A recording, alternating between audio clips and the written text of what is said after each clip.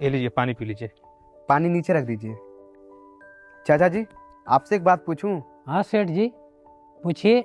आज आपके हर सवाल का जवाब दूंगा। चाचा, आप लोग दिन रात मेहनत करते हैं और कोई इतना मेहनत करने के बाद भी खुश कैसे दिख सकता है? सेठ जी, दुख तो रोज रोज का है, पहनते पहनते आदत हो जाती है।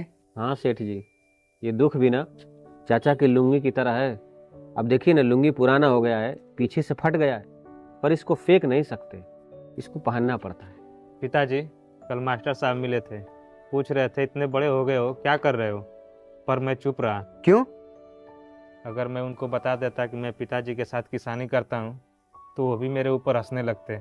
बेटा, हमारा तुम्हारा पेट किसानी से ही भरता है, जो हंस रहा है उसे हंसने दो। चाचा, किसानी करने से तो नुकसान ही नुकसान है। सेठ जी, नुकसान फसल से नहीं उम्मीद से होती है। उम्मीद से? हाँ सेठ जी, जिस जमीन में हम बीज लगाते हैं उसी जमीन में अपनी उम्मीद दफना देते हैं। अरे बाबा, जब खेती में इतना नुकसान है तो फिर किस बात की चिंता करते हैं?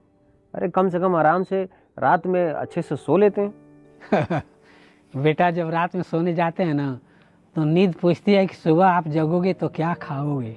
चाचा, मुझे ये नहीं समझ में आ रहा है, आप लोग इतना तकलीफ दुख दर्द झेलते हैं फिर भी आप कैसे खुश रह लेते हैं? साहब, हम लोग दुख छुपाने के लिए इतना खुश रहते हैं। मैं तो सिर्फ खेती को एक पैसे कमाने का जरिया समझता था। वैसा इसलिए साहब कि कभी आपने खाली थाली से बात ही नहीं की है।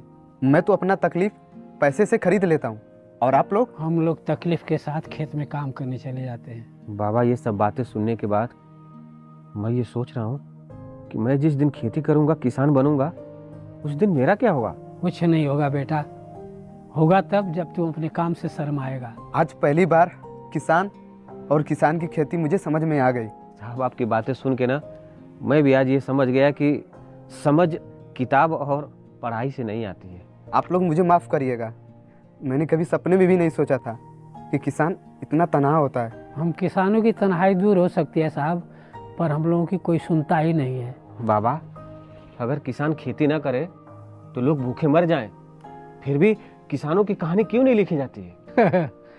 बेटा, किसान अपनी कहानी रोज मिट्टी में लिखता है, पर बारिश आती है मिटा देती है।